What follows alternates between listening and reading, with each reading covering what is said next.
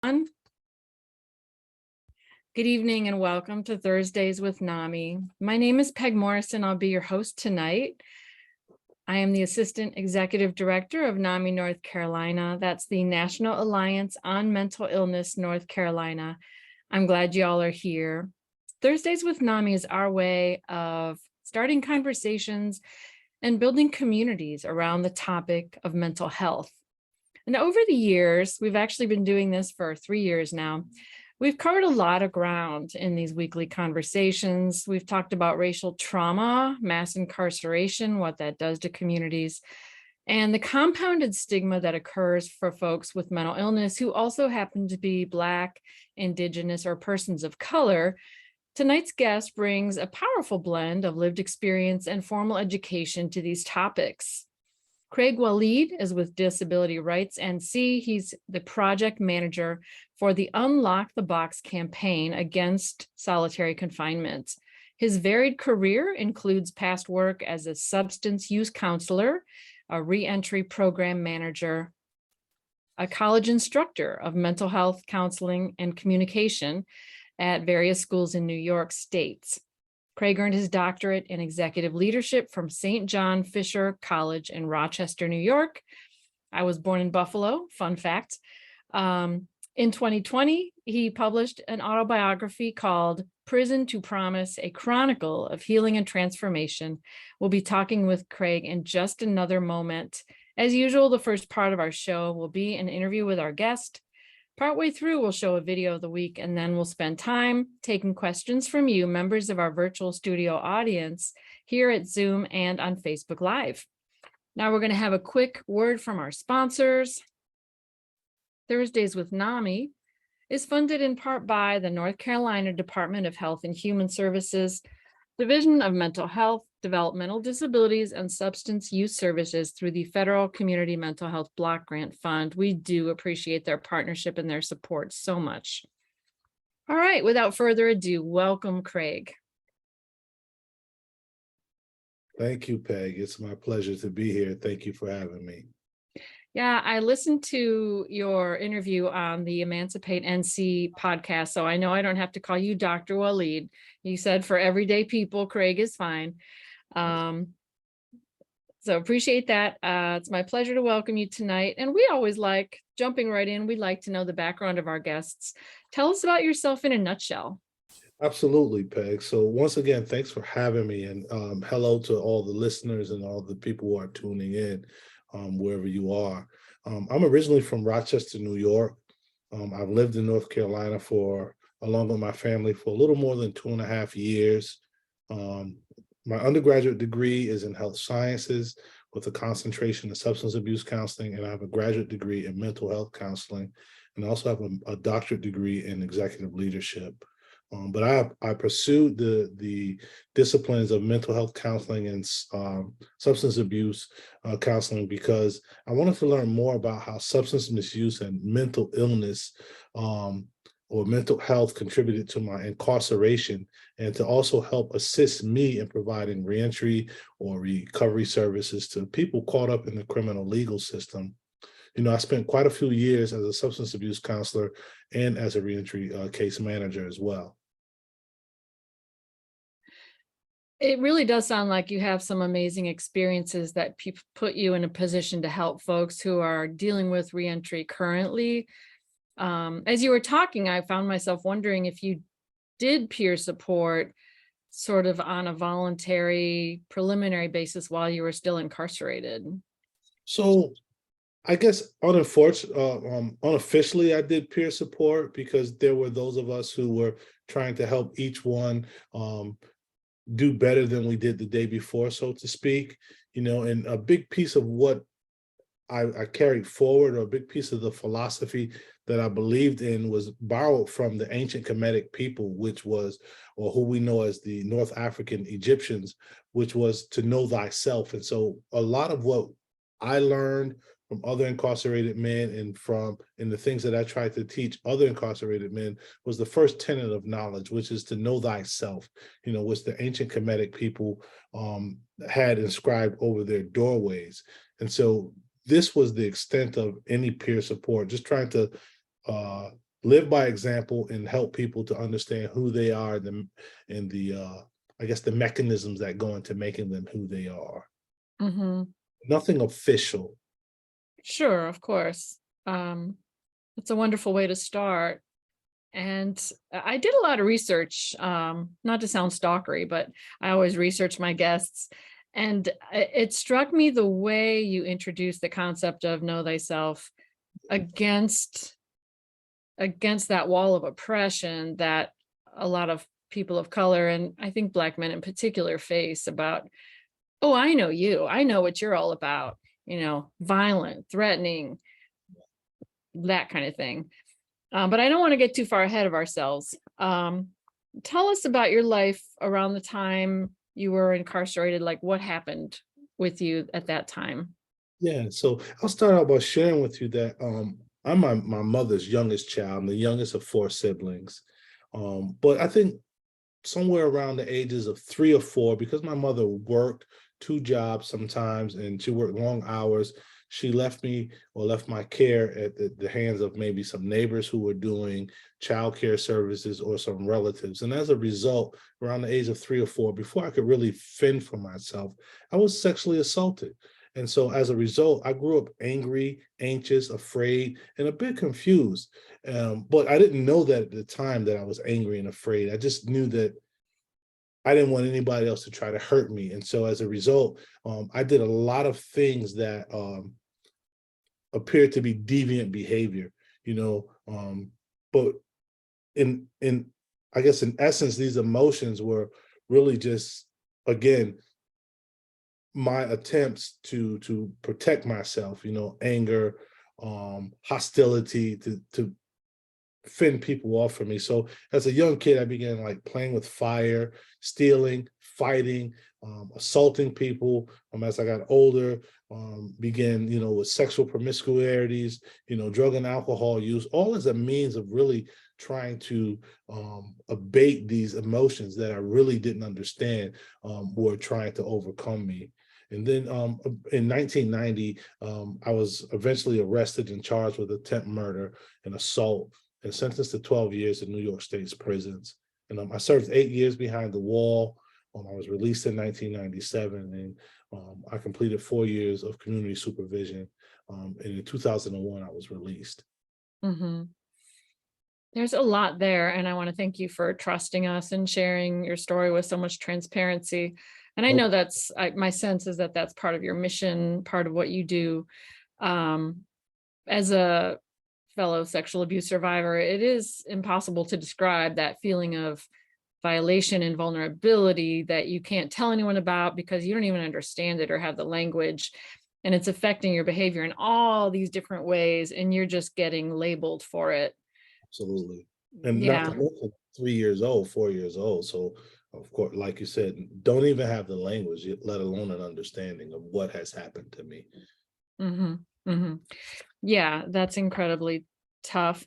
In a TED Talk you organized, I love, by inmates of Sing Sing, you mentioned a Dr. Naeem Akbar and the concept of psychological slavery.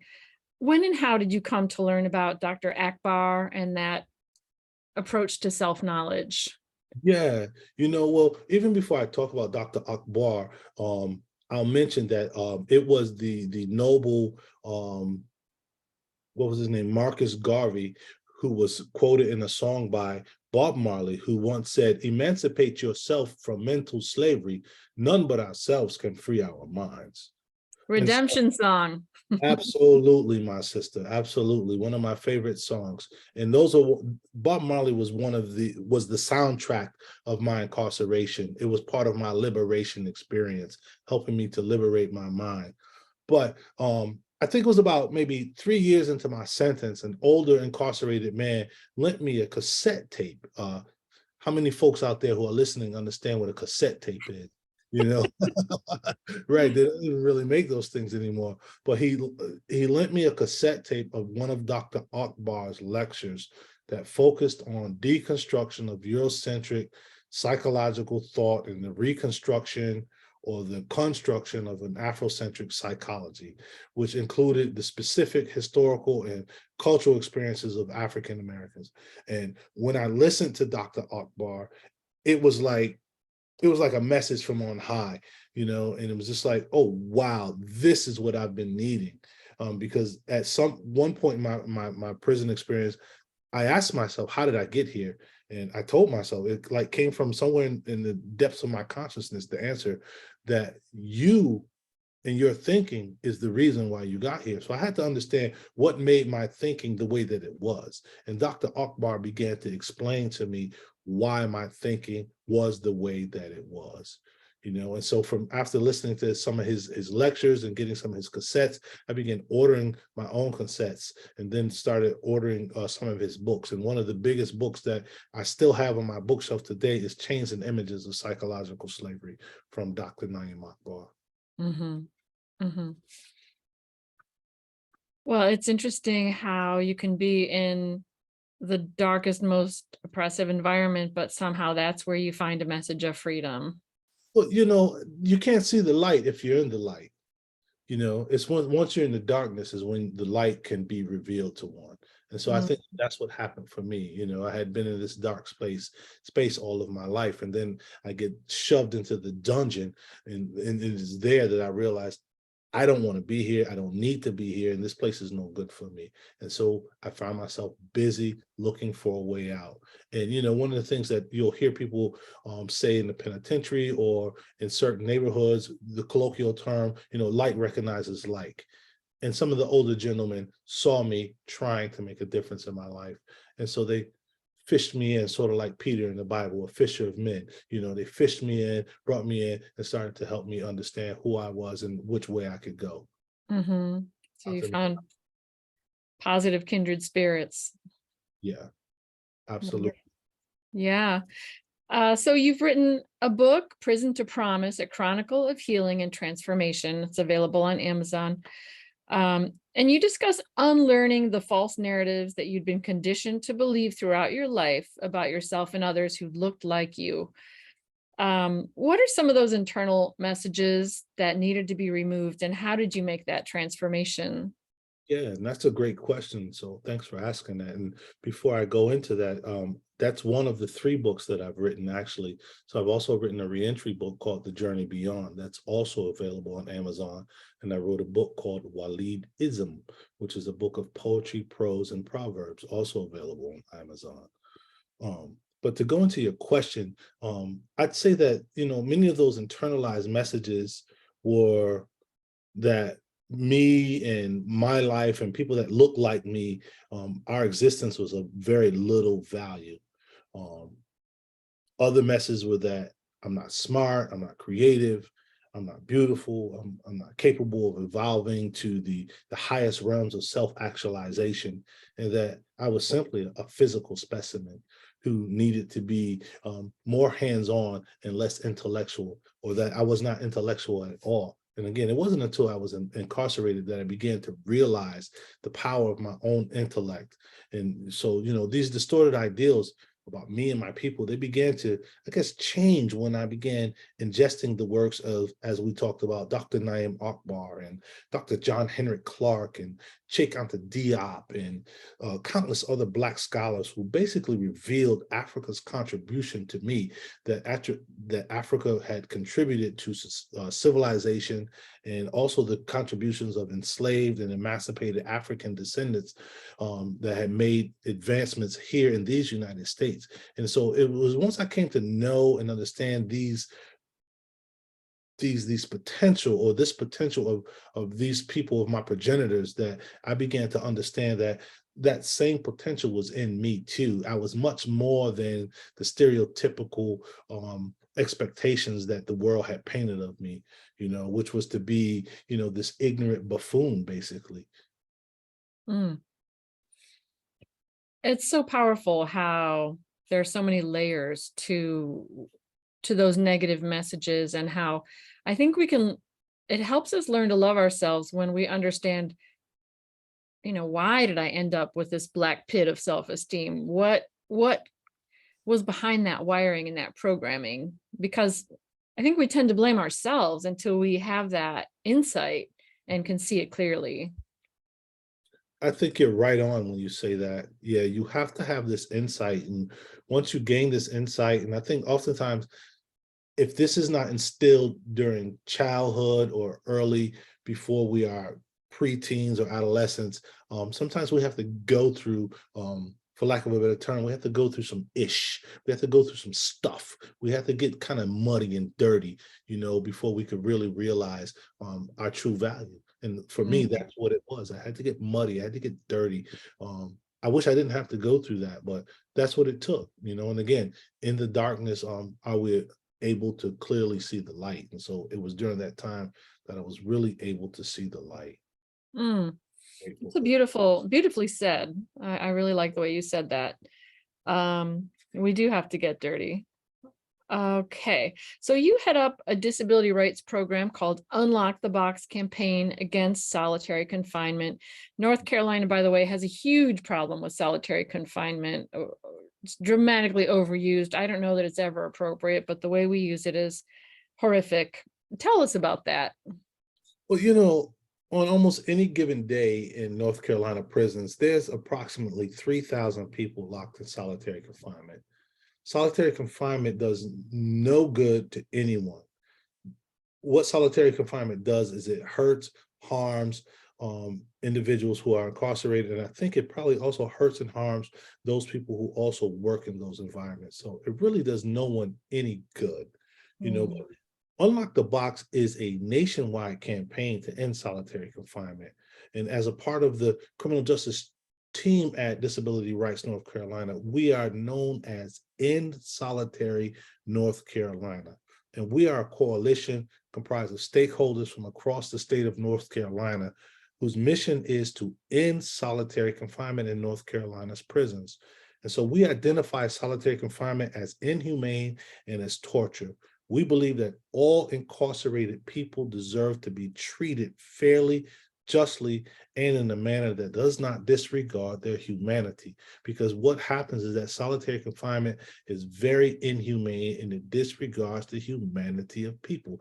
You just think about it. Our country will not stand for inhumane treatment of other people in other countries. We always are willing to go to war, make a whole lot of noise about it, but we don't do a whole lot about it when it happens here in our country to people who we deem less than human.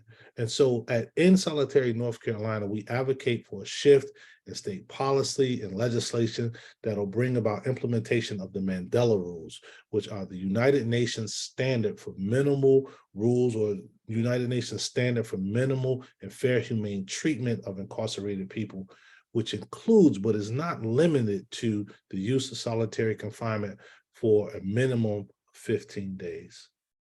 Mm-hmm. Right. And how does your personal experience with trauma and incarceration inform your work in that area? Yeah, so as we talked about, I spent 8 years in prison, 4 years on parole. And I also did a violation. So I went back to prison while I was on parole. But I'll have to tell you, to experience a thing is to know it. Again, going back to Bob Marley, he quotes, I quote him, and he says, "Who feels it knows it, y'all. Who feels it knows it." So I spent two 30-day sentences in solitary confinement myself. And so 25 years after my incarceration, maybe a little more than 25 years today, I think December was like 26 years or something like that. But I sometimes still grapple with the psychological impact of the ordeal of being incarcerated and then being in solitary confinement.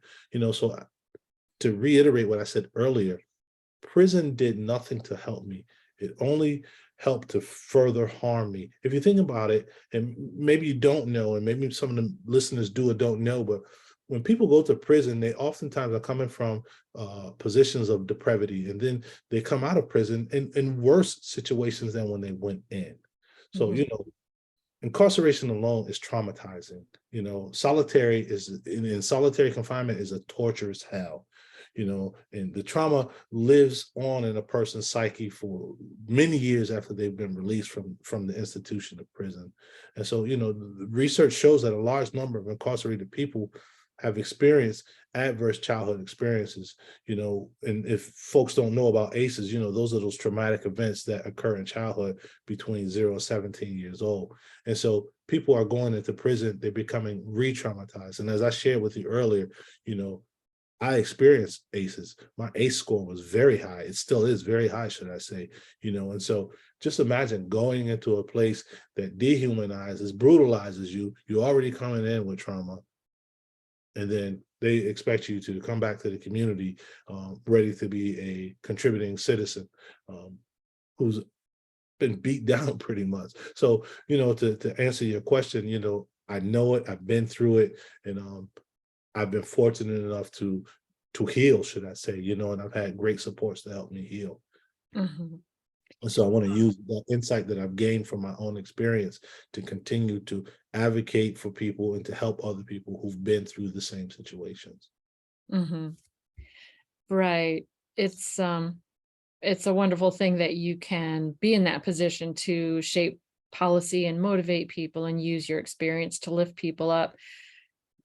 We hear the words prison reform quite a lot, but I don't get the impression that change is being made, certainly not on the level or at the pace that it should be. And I've heard many times that if people don't have a mental health challenge going into incarceration, they most certainly will on the other side. So a lot of work to be done there. Yes, ma'am. I think Okay. Sam Cooke saying, I know a change gonna come, right? Mm, It's coming slow. yeah, absolutely. Well, those songs, they sure do lift up the spirit and they give comfort. We need some firing up music too, I guess. Um, so you were incarcerated from ages 19 to 27. How did you learn to live independently after your release? That's another great question, because so many people who are incarcerated or who face incarceration oftentimes are become dependent on the institution that houses them, and we call Mhm, it institutionalization or prisonization. But I grew up pretty independent. I grew up in a single parent home, and my mom gave me a lot of responsibility to take care of myself and help take care of the house while she worked and earned money to take care of us, because all of my older siblings were out of the house. But I think, what also fed into that was not just my independence, but also I just never allowed myself to become dependent upon the institution, because I knew that the institution did not have my best interests at hand. And so, mm, some of the things I did is like I continued to read not only about ancient or antiquated societies, but also read up-to-date books and magazines. I maintained healthy relationships with longtime friends and with family and who were on the outside. And then, I engaged in things that would keep my psyche sharp. So I worked as a tutor in the prison school. I participated in the higher education programs, and before I was released, I earned an associate's degree.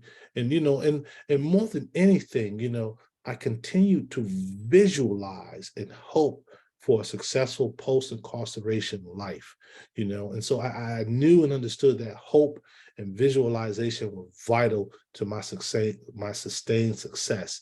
And so, by taking in new and different information, whatever I could get my hands on, I think it continued to feed my creativity and my vision of my post-incarceration life.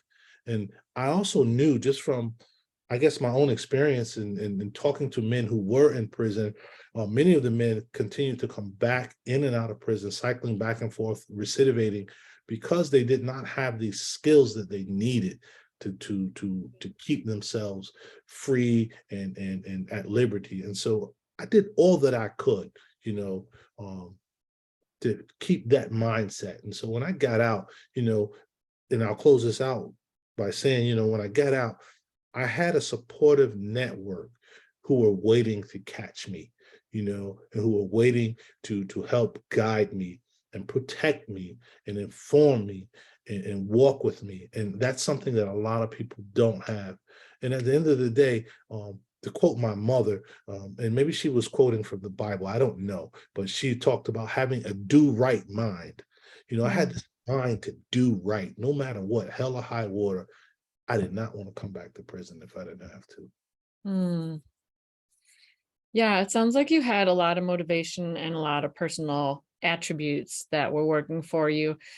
NAMI, North Carolina, has been moving into serving people who need more support with those transitions to community living. And there's so many people who are in various kinds of institutions, oftentimes against their will, who really need a lot of help with those independent living skills. Because those institutions, they strip the individual of their autonomy, they strip them of their independence, they Mhm. strip them of their ability to do and understand almost anything that they need to do and understand to live a viable existence here in our communities. That makes sense. If the way to survive is to keep your head down, that's kind of the opposite of taking initiative and figuring out how to do for yourself. Right. So next question. Some of your online educational efforts are about toxic masculinity, and you've made a conscious decision to raise your sons with a different model. Can you share a little bit with us about your parenting style?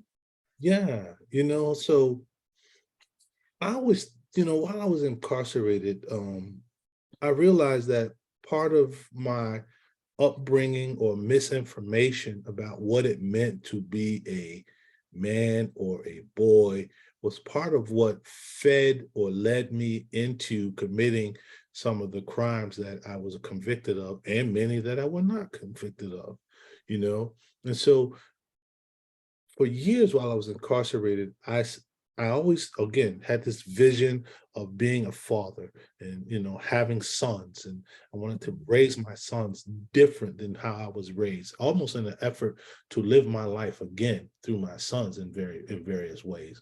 And so I refuse at this point, my kids are 16 and 11. I have two boys. Their names are Ismail and Isa. Mm. I refuse. Yeah, and Ismail means God hears, and Isa is Arabic for Jesus. So, speaking these positive attributes to Mhm. my sons, whenever you call their names. But I refuse to expect my boys to be the stereotypical male that our society celebrates. And so I allow myself to experience my full range of emotions in front of my boys, in front of my wife, so that they can understand that a man is not this I don't know, this misrepresentation of a human being who does not experience the full range of their emotions, and who only shows certain types of emotions that are really toxic to the individual and to people who are involved with them. I remember growing up and, my sister just called me tonight before I got on with you.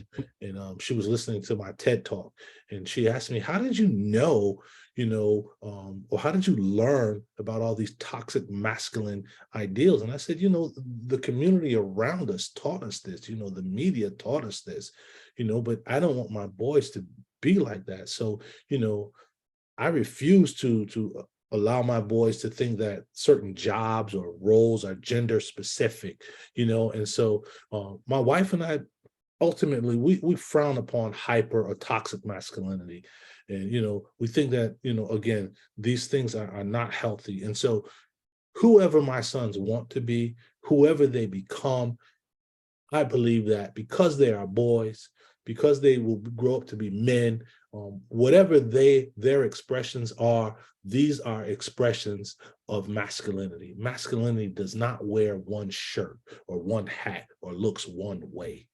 And so I want to continue to support my boys and anyone else, men or other boys, who are not comfortable being the stereotypical male that we've been conditioned to be. And the unfortunate piece is that not only do us men continue to perpetuate these myths and this misinformation of masculinity, but our mothers, our sisters, our girlfriends, our wives also help keep us stuck in that place. And, there's oftentimes I see mothers and fathers saying to their sons, "Big boys don't cry. Stop acting like that. You're acting like a girl." I said, "Come on, this is Mhm. human behavior. It's not girl or boy behavior." So Yeah. I don't buy into any of that, BS, and I'll leave it at that. I really like your statement about this wasn't your language, but sort of being your authentic self and putting that first. And the category fits you, not the other way around. We don't need to contort ourselves and cram ourselves into the category or the gender norm. But again, going back to an earlier part of our discussion, one must know themselves in order to fall into that area where they can be their authentic selves. And if I could just touch on just briefly, like the etymology of this word education, which we oftentimes think means getting degrees and getting diplomas and getting certificates. But in reality, education comes from this word educo or educere, which means to bring out that which is latent.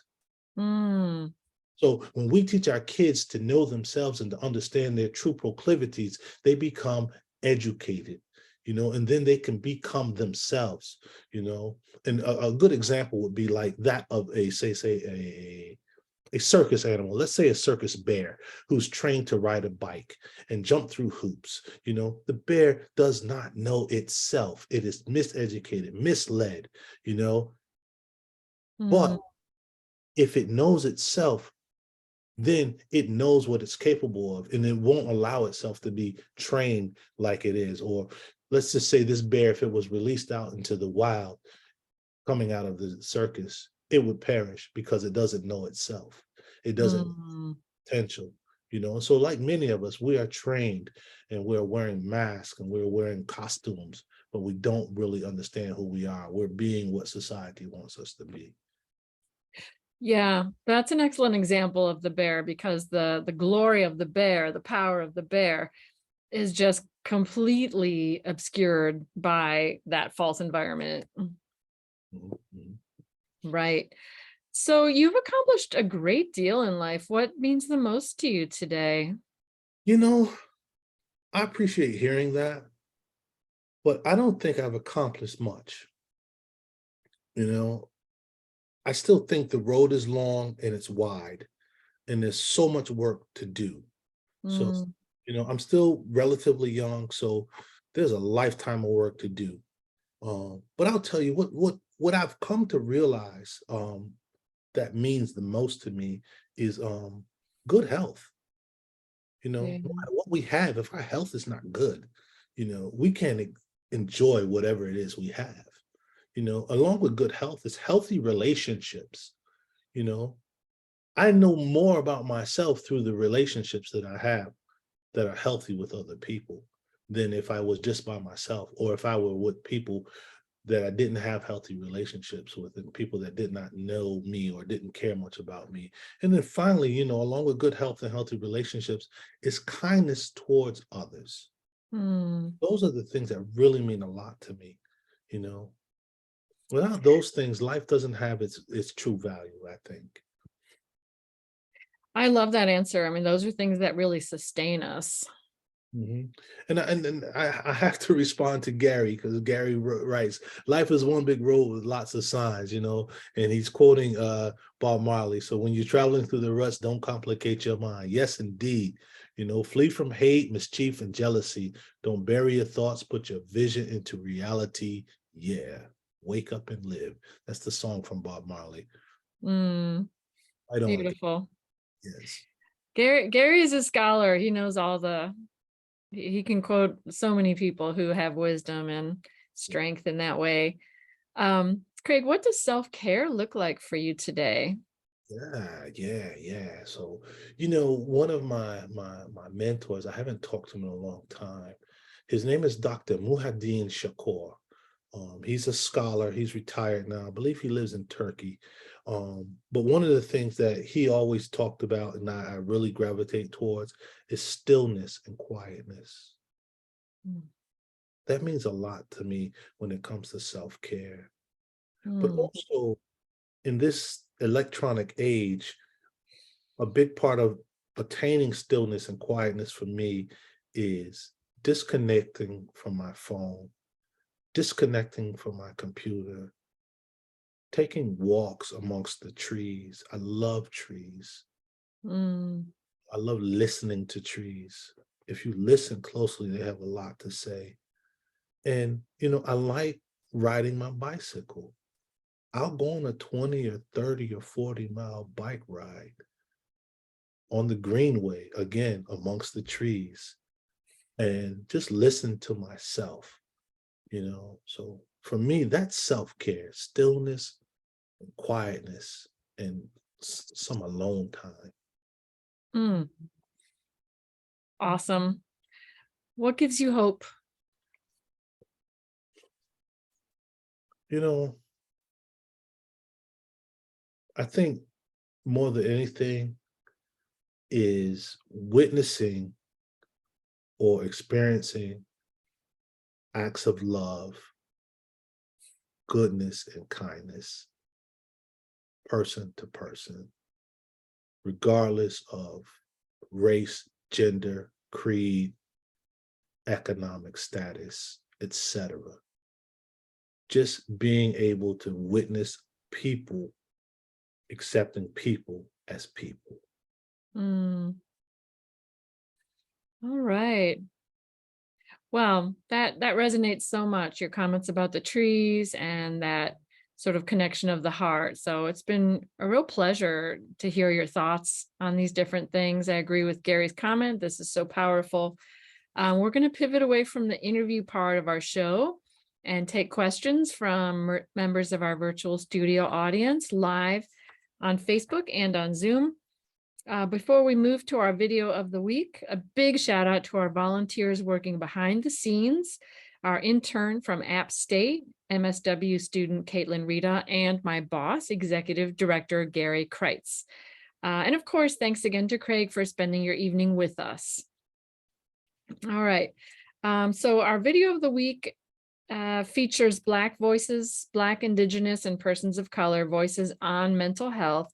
This was produced by our national team. We're just going to watch a portion of it because it's a full 17 minutes long. So let's check this out.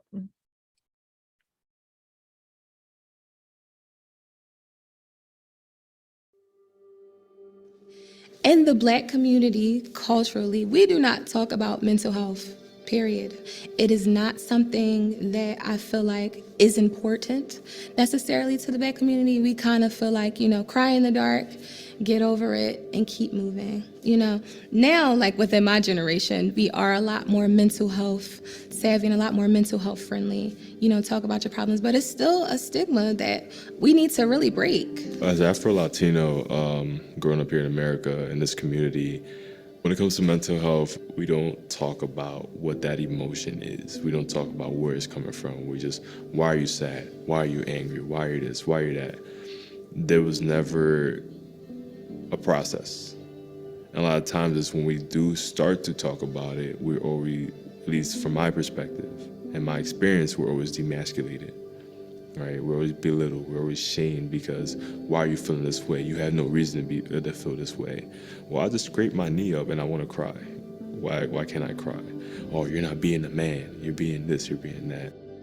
It's definitely something I want to change in my lifetime, change the perspective on what mental health means to Latinx and also in the Black community as well. All right, we're going to stop there. But that seemed like a really good fit theme-wise for our conversation tonight. Thanks to the national team at NAMI for doing that. And now we're going to take your questions. I see we've got one lined up in the Q&A. If you're joining us on Facebook, please put your question in the comment and Gary will make sure it is messaged to us. If you're with us on Zoom, please go ahead and put that in the Q&A. First up from Gary. Craig, I love that your last name is Waleed. Since it means newborn child, I was wondering if it is the name you were given in childhood or did you take it later in life after a transformative experience?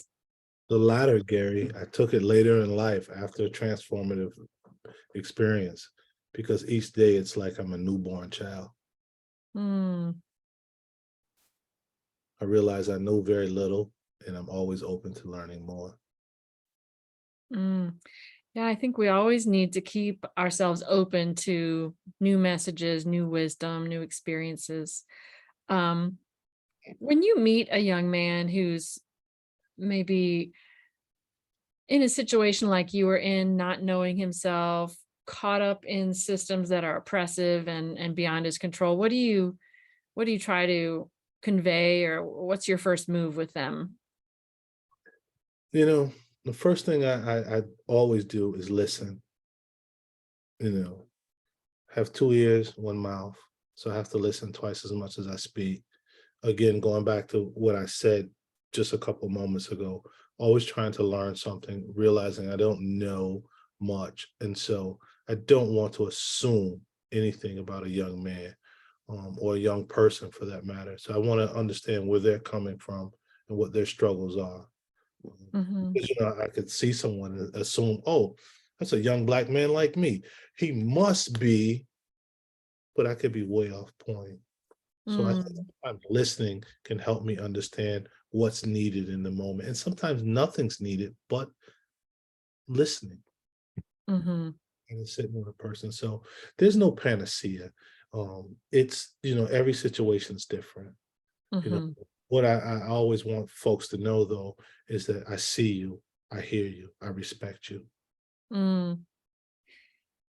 It is amazing to me the power of listening and validation. So many people just don't get those two things, and they don't feel seen, they don't feel heard. And that resolves so much angst, so much pain right there. Yeah. I think you're right on. And especially, in certain socioeconomic groups and neighborhoods, folks are already feeling um, belittled. They already have this sense of being invisible. Ralph Ellison, the invisible man, and so folks want to be validated. They want to be seen and heard. And so sometimes they do outrageous things to be seen and heard. But I think Mhm, the right resources were allocated, the right time, the right the right, yeah, just the right stuff was given to folks who did not have. Um, I think that we would see maybe less incidences of outrageous behavior because folks would have these outlets to create and to be seen and to be heard and to see a potential future for themselves other than what has been given to them. yeah, I agree with that completely. And if we can look at individuals through the eyes of compassion and hope instead of what went before or what all the stereotypes tell us will be the case, we can see strengths and possibilities. It's amazing what will emerge when someone is not painted into a corner anymore. I agree with you wholeheartedly because all of us, for lack of a better term, all of us are created in the image of God. All of us are created beautiful. All of us are created great. But the unfortunate piece is that many of us don't know this because of the messages that we've been inundated with our entire lives. Mm. Yeah, the universe does not make trash. No, not at all. Or else, Okay. I'm sorry, did I miss the last? or else it would be trash. Yeah, good point. And Um, if I could just say real quick, because you say, the universe doesn't make trash. If you really think about it, each of us are microcosms of the universe. mhm, Each of us, just if you look out in the sky, it's endless. If you were to go inside the thought processes of each person, it's endless. You know, right. many of the chemicals that you find in the universe, you can find within the confines of the human body. So in the essence, we are microcosmic universes in and of ourselves. Right. And as what struck me when you made the comment, otherwise, if the universe made trash, then it would be trash, was trash like beauty is in the eye of the beholder. Um, all right. Another question. Do you mentor young men? Your messages are so important. I used to when I was in New York. I had a very solid network. And so I did mentoring. I did public speaking. But again, I'm new to North Carolina. I've only been here 2.5 years. But I'm always open to revisiting mentoring because I think that's so important. Absolutely. Another question in the Q&A. Thanks. Keep them coming, everyone. How can people help in the movement to stop solitary confinements? Right on, right on. And so what you can do is you can check us out at disabilityrightsnc.org, or you can email me directly at Craig Waleed, that's CRAIG .Waleed, WAL, 2 E's and 1 D, at disabilityrightsnc.org. And we can take it from there. Excellent. And I'm going to make sure that your email, since you've announced it, is copied into the chat. Wonderful comment from Facebook. Craig is doing wonderful work. It's an honor to work with him in the movement. Didn't get who said that, but perhaps it's everyone you work with. All right, there's Craig's email. Is there anything that you'd like to share that hasn't been asked tonight? I think I've touched on a lot of different things. I don't think there's anything in particular that I want to share. I've enjoyed our time together, and I tell my son sometimes the best way to get juice out of it, a lemon or an orange, is to squeeze it. And I feel as though I've been squeezed today, and some good juice out of me. And so, thank you. Well, absolutely, and I'll just send a big Zoom hug along those lines. Thank you, my sister. I appreciate you. Okay, and so Sierra Cobb was the author of that last comment. Oh yeah, she's a dope sister. I really appreciate working with her. I love working with Sierra as well. She's the bomb.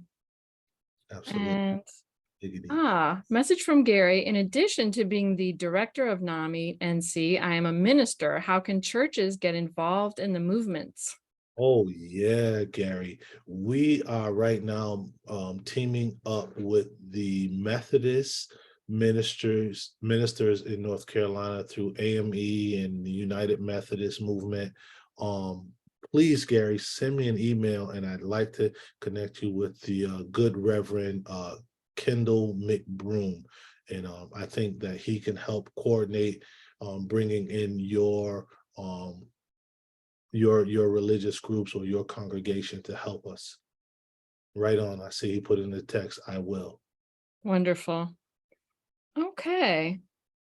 Well, it looks like we're out of questions. If you want to sneak one more in, I'm going to make some announcements, so you have one more shot.